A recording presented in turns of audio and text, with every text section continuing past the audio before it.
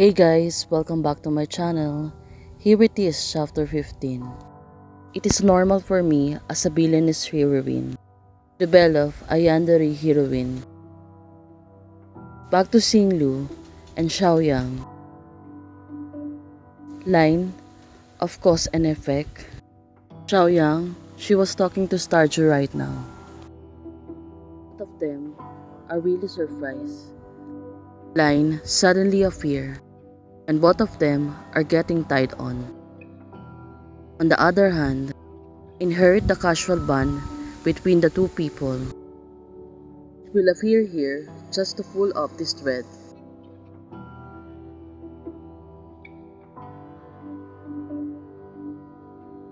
It looked like Starju was really surprised. Can't touch it. Tractions of this thread. Why haven't I seen it before? Now the thread becomes bright. And why suddenly the thread was appear to them? What caused them to trigger? Because the way of seeing is wrong. Both Starju and Xiaoyang was really curious how it's happened.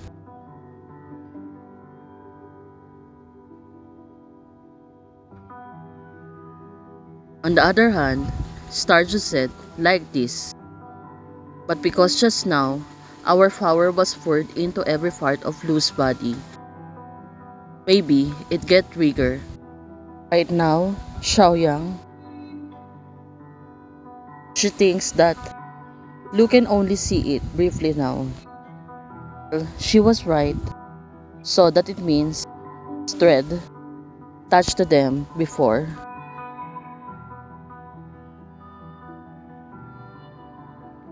And with half of my strength, after that, even if Luo used the power of the stars, it wouldn't be enough to protect himself. Suddenly, Starju, half of the power. Now, she was really curious. Xiaoyang, why are you so nice to me? Oh, Starju, she was really funny. They are being serious, but now, it's making Xiaoyang's laugh. Starju, I originally thought she was approaching me for the power of the stars. But how can any silly give us his own power in order to gain power? Well, Starju, she was also confused. Because I want to. Now Xiaoyang, can she tell Starju the reason? She gave up her own power just to gain something. Well, what could it be the reason? Xiaoyang, she was looking Starju at the moment. But Starju, she looks really worried. About now, it has a lot of questions that need to be answered. But, looking at the Starju acting like this, she was like a lost puppy who don't know how to do about her life right now. Looking at her, maybe Xiaoyang, she feel at ease right now. Because I want to. May I? Xiaoyang want to said something to her, but right now, he was like hesitating to tell her. She was continuing to pause herself. It was hard for me to explain to Starju what she meant to me. Well, right now, Xiaoyang, she was thinking again how to tell Starju. The situation is getting tricky right now. Both of them don't know what to do. When I first graduated, I suffered a lot because I have no experience and background. Now, Xiaoyang, she was remembering she was in the real world. She was doing painting and arts. But in this world, stations at work and lack of understanding from my family made me feel like a waste. The character design is changed from looking down to looking up. It only needs to modify it and there is no need to redraw it. I realized it doesn't feel right. Well, she was really frustrated before. On her jobs, her family. Why do girls work so hard? They don't have to get married. If girls are so strong, boys will be happy. Girls are older and have more money. It's for your own good. I'm not a civil servant. It's a period off and you haven't become a regular employee yet. Think about whenever it's on your problem or your jobs. It's a lot of effort provisionally. But she was like a seedling before. Become sprouted. Needs to be stronger. That's why really do things make her progress a little by little until she was ready enough to push the world and get into the chaos. Xiaoyang, the old world, there's a lot of troubles happen, but slowly can do anything. In such dissatisfactions and unwillingness, it turns out everything is fine and goes well. Flower sprouts, blooms beautifully in a barren land. But until one day, someone picked the flower, and that time, it was Starju appears in front of her. Everything changed when meeting Starju. Well, definitely it was. Starju appearing on herself with a smiling face. She was really pretty. But for Xiaoyang, how did she find Starju before? Her first impressions when seeing her, it looked like she was pressed down. It's like there's a heavy things on her shoulder. That was she thinks before. She get pressed down and pressed down.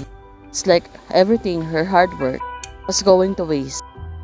But Starju said, thanks to your hard work, it took like her life before become so hard. What is the difference between right now? How Starju, the character, becomes the one who helped her. Starju said before, nice to meet you. And everything that burdens on her shoulder said, nice to meet you. It looked like everything his world has changed. Think Starju, how should I call you? The eldest lady. Turns out, it goes pretty well.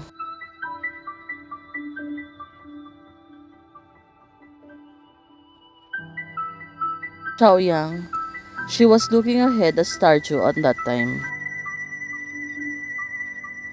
Probably she was thinking, this girl is a life-saving to her.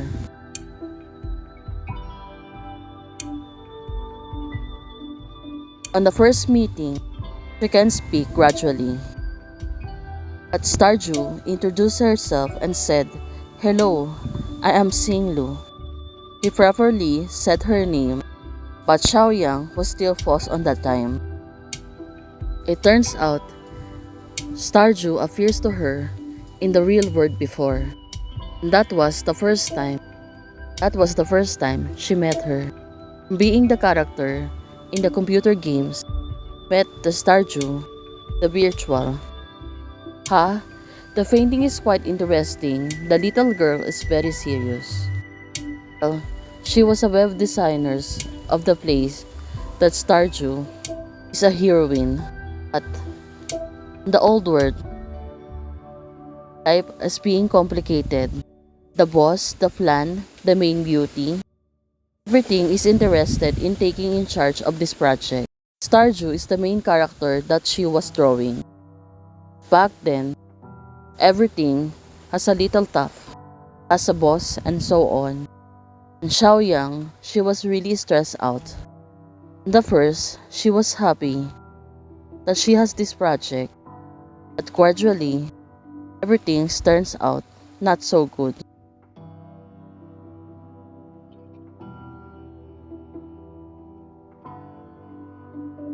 Haha, come on, being the main artist will be very hard. At that time, she was drawing the character of Xiaoyang. Xiaoyang and Starju has appeared in the game world. She is the head artist of that project. Let's hope What is the reason why she turns into game world? And how could she come into the game world? Hey guys, thanks for watching. If you like the video, please don't forget to like, share, and subscribe. Bye!